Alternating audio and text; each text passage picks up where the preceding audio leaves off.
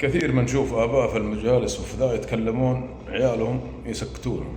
سكتوا ولدك واكتمه، بكرة النهار يطلع خبل، يعني فهرج ولا عنده منطق في الحوار ولا عنده شيء. أنا ما أقول إنه خلوه ينطق بالباطل والكلام الفاضي، علمه لو جلست معاه تكلم معاه كلام كبار. وهذا شيء موجود ما شاء الله في اخواننا المصريين، تلاقيه يحاور الطفل وهو عمره 3 سنين وسنتين وذا يكلمونه كلام كأنه كبير. تشوفوا ما شاء الله على 6 سنين 5 سنين 7 سنين ينطق مثله مثل كبير. وهذا الشيء ترى هو داب العرب، انه يكلمون الصغير كأنه كبير. حتى يعني تسمعون انه كانت التربية في الجاهلية يرسلون الى البادية الى الرحل هذا عشان يتعلمون، كما رسولنا صلى الله عليه وسلم تعلم وعاش مع حليمة السعدية مرضعته في ذاك الوقت. فهي لولا أنها خافت عليه ترى كان بقى زيادة عندها في الوقت، لأنه كانوا يبقون عيالهم إلى 10 إلى 15 عندهم حتى يتعلمون علوم الرجال، علوم الكلام.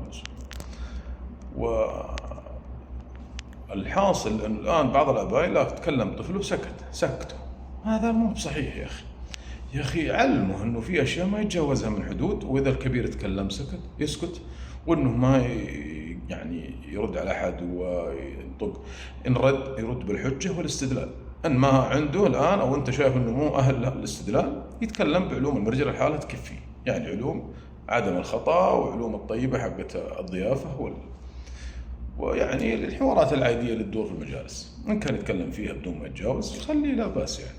ثاني شيء، في بعض الناس يجيك يعني ولده عنده رأي وعنده هذا ويكبته، أنت كذا هلكته. أنت كيف تطلع لك واحد سند لك بكرة إذا أنت كبته؟ رفع الثقة عند الأطفال وعند هذا هو حوارهم، هو يعني ترك الفرصة لهم أنهم يخطئون عندك عشان يخطئ في المجلس عندك. خليه يحاور وخليه يتكلم وفهمه ترى هذا الخطأ من النوع الفلاني كذا وأنت أخطأت فكذا، ولا تدقق عليه كثير بالبداية، شوي لا كان بينك وبينه في مجال الأسرة وحوله. أسأل الله التوفيق لنا ولكم. طبعا الإنسان يستعين بالله سبحانه وتعالى، التوفيق من الله، حتى لو أنك تعرف ما تقدر تفيد إلا ما كتب الله. إن شاء الله بنتكلم عن طريقة رفع الثقة عند الأطفال من الطرق المستخدمة لها.